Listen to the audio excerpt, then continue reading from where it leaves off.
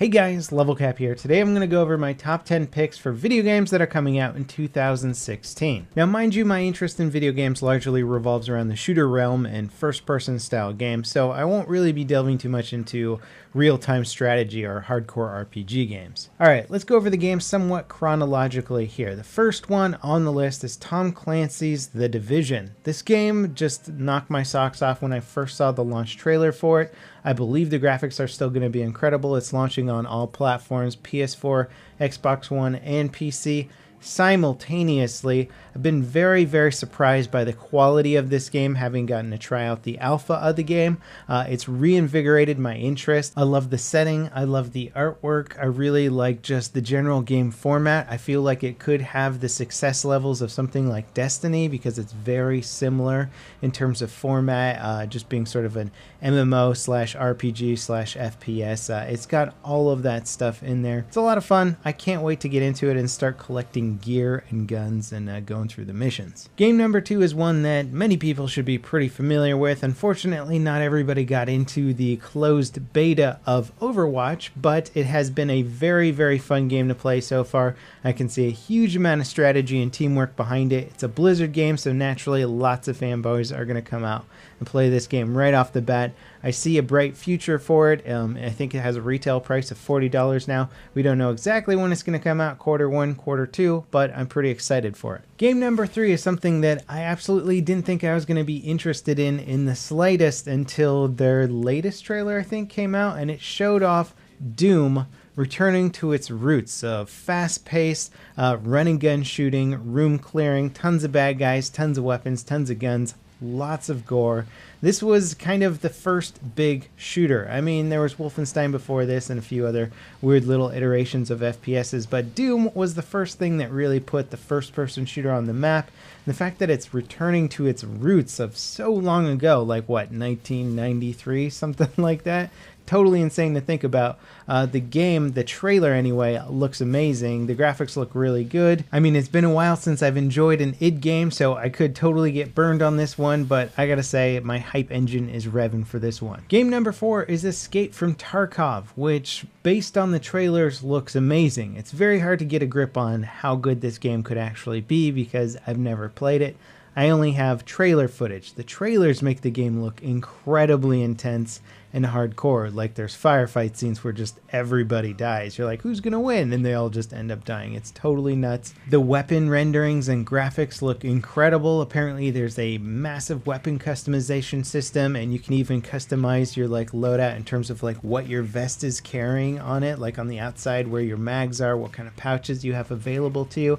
It seems highly customizable, and yet the user interface doesn't seem overly encumbered. Granted, we haven't seen a lot of the game yet, but based on being able to just open drawers and see what's in there and just reach out and grab stuff rather than having like a weird UI come up and tell you what's in the drawer, it's kind of a nice change of pace. Now the alpha for this game will be playable Q1 2016. I don't know if we'll be able to post footage or talk about it, but if we could, that would be awesome. Game number 5 is not exactly a game, but rather a whole launch of VR headsets. We're getting an Oculus, we're getting a Vive, and we're getting the PlayStation 4 headset. The online demonstrations of these things look incredible. The interactive hand controllers that give you your virtual hands in these environments looks incredible.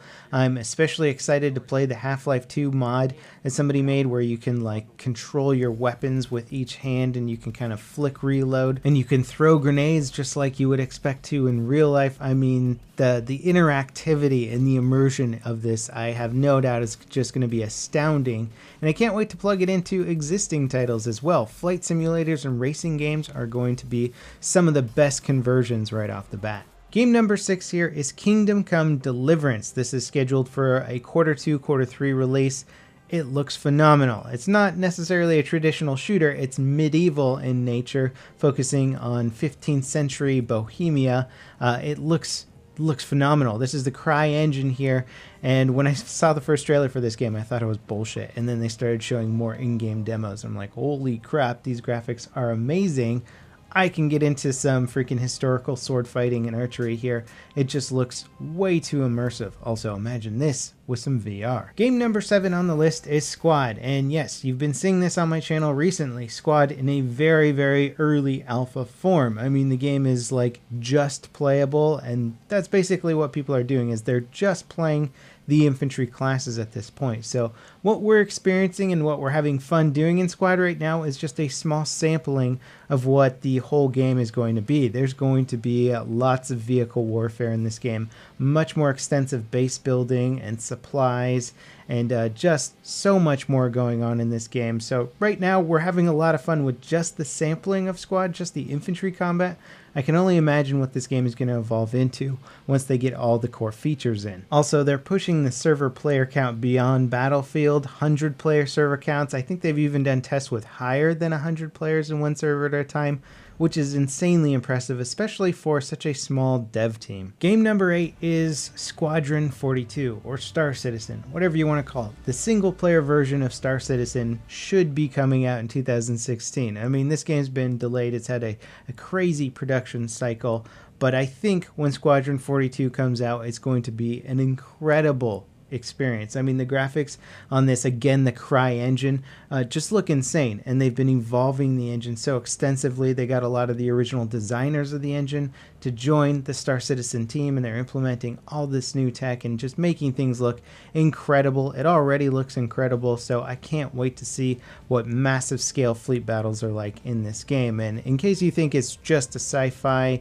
spaceship game, there is a huge FPS element to it as well. And I'd also like to give an honorable mention to No Man's Sky, which is coming out June 2016. This game looks really cool. Lots of procedurally generated planets, which is another big tech that's involved in Star Citizen as well. Huge universe, massive expanses of planets. The games are going to be pretty different by nature, but just the scale and the fact that you're exploring and getting into space battles and traversing planets and all that kind of stuff, we're really evolving into a new realm of what's possible with gaming. The next game on the list here is Destiny 2. Now, this is a game that we don't have a lot of information on. We don't even know if it's going to be technically called Destiny 2 or what's going on with it. Most of our info is based on some leaked information, but apparently something might be coming out September 2016 called Destiny 2 Shattered Suns. And there's been some information on this game saying that supposedly all the DLC will be free and other stuff is going on. We don't know if you're going to transfer your characters from Destiny 1 to Destiny 2, how it's going to work. Is it going to be some sort of massive expansion upon the first game? Is it going to integrate with the first game? There's tons of theories out there. Very little information. I would imagine if it is coming out in September that they're going to at least announce it by March, April time.